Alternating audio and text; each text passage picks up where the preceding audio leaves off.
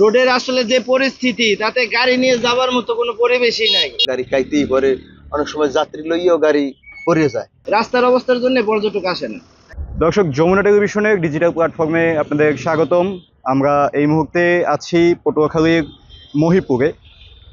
আপনারা জানেন যে ঢাকা, বরিশাল এবং কুয়াকাটা মহাসড়কে পদ্মা সেতু চালু হওয়ার পরে যান চলাচল বেড়েছে প্রায় কয়েক গুণ এবং দেশের বিভিন্ন স্থান থেকে প্রতিদিন এই কুয়াকাটা সমুদ্র সৈকত দর্শনে আসেন এবং যখন তারা আসেন ঢাকা থেকে আমাদের পটুয়াখালী জেলা শহর পর্যন্ত সড়কের অবস্থা মোটামুটি ভালো হলেও আমাদের এই যে পাখিমারা বাজার, পটুয়াখালী পাখিমারা বাজার থেকে কুয়াকাটার যে প্রবেশদ্বার এই মহিপুর পর্যন্ত প্রায় 7 থেকে 10 কিলোমিটার সড়কের বেহাল দশা। এবং এই বেহাল দশার ফলে এখানে আসলে প্রতিনিয়ত পর্যটক আসলে কমে যাচ্ছে এবং এই যে পর্যটকদের সাথে আমরা কথা বলেছি তারা আমাদেরকে যারা জানিয়েছে যে তারা প্রাইভেট কার বা ব্যক্তিগত যানবাহন নিয়ে আসলে এখানে আসার কোনো সুযোগই পাচ্ছে না। কারণ হলো গিয়ে যখনই তারা ব্যক্তিগত গাড়ি নিয়ে আসতে যায় প্রত্যেকটা খানাখন্দে এই গাড়িগুলো আসলে তাদের বডি লেগে বিভিন্নভাবে ক্ষতিগ্রস্ত হচ্ছে। অনেকে পাখিমারা বাজারের ওইখানে গাড়ি রেখে ভিন্ন উপায়ে অটো বা মোটরসাইকেলে করে কুয়াকাটা আসলে পৌঁছানোর চেষ্টা করে এবং এছাড়াও আসলে যে পরিবহন শ্রমিক যারা রয়েছেন তারা আসলে নানা ধরনের ভোগান্তিতে পড়ছেন। তাদের গাড়ি প্রতিনিয়ত উল্টে যাচ্ছে, নষ্ট হচ্ছে, বিকল হচ্ছে, এতে তারা আসলে নানানভাবে ক্ষতিগ্রস্ত হচ্ছে। এছাড়াও ক্ষতিগ্রস্ত হচ্ছে স্থানীয় লোকজন, তারা এক এলাকা থেকে অন্য এলাকায় যাওয়ার ক্ষেত্রেও আসলে নানামুখী সমস্যার সম্মুখীন হয়।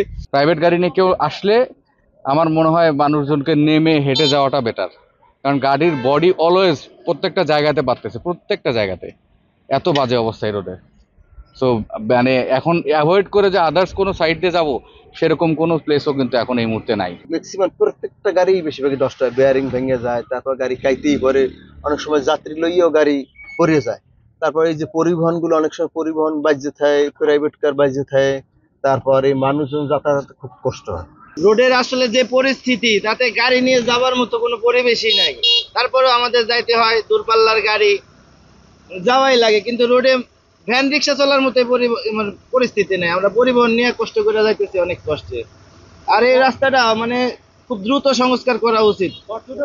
বহুত পর্যটক আসেন, এই যে গাড়ি আমার দেখেন খালি, অথচ আমরা কিন্তু গাড়ি ভরে পর্যটক নিয়ে যাই। রাস্তার অবস্থার জন্য পর্যটক আসে না।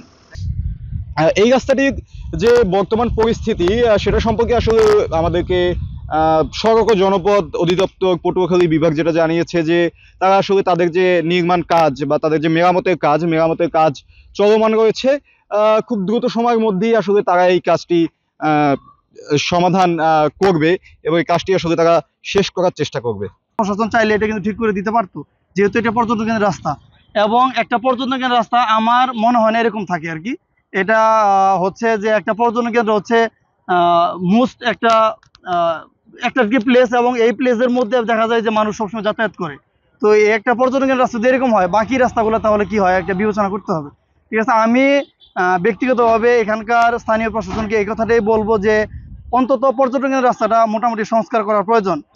এই যে কুয়াকাটা সমুদ্র সৈকতের যে একটি সৌন্দর্য, সেই সৌন্দর্য উপভোগ করতে আসা যে মানুষজন থেকে শুরু করে যারা পর্যটক রয়েছেন তাদেরও আসলে দাবি এই সড়কটি অতি দ্রুত সংস্কার করা হোক। যাই হোক, আমাদেরকে সড়ক ও জনপথ অধিদপ্তর বললো তাদের মেরামত কাজ চলছে, কিন্তু আসলে বৃষ্টির কারণে কিছুটা ধীরগতিও আমরা কাজে দেখেছি। বর্ষার মৌসুম শেষে আমরা দেখবো যে কত দ্রুত আসলে এই কাজটি শেষ হয়, স্থানীয়দের প্রত্যাশা আসলে কতটা পূরণ হয়। দর্শক, পটুয়াখালীর যে মহিপুর যে বাজার বা মহিপুর ব্রিজের ঢাল থেকে আমরা এই মুহূর্তে যুক্ত হয়েছিলাম এবং আসলে এই সড়কের পরিস্থিতি জানাচ্ছিলাম। বর্তমানে আসলে এখানে সকলেরই দাবি, স্থানীয় এবং পর্যটক সবার দাবি যে অতি দ্রুত এই সড়কটির মেরামত কাজ করা হোক এবং এই কুয়াকাটা পর্যটন শিল্পকে বিশ্বের একটি অনন্য জায়গায় নিয়ে যাওয়া হোক। রইসুল ইসলাম ইমন, যমুনা নিউজ, মহিপুর।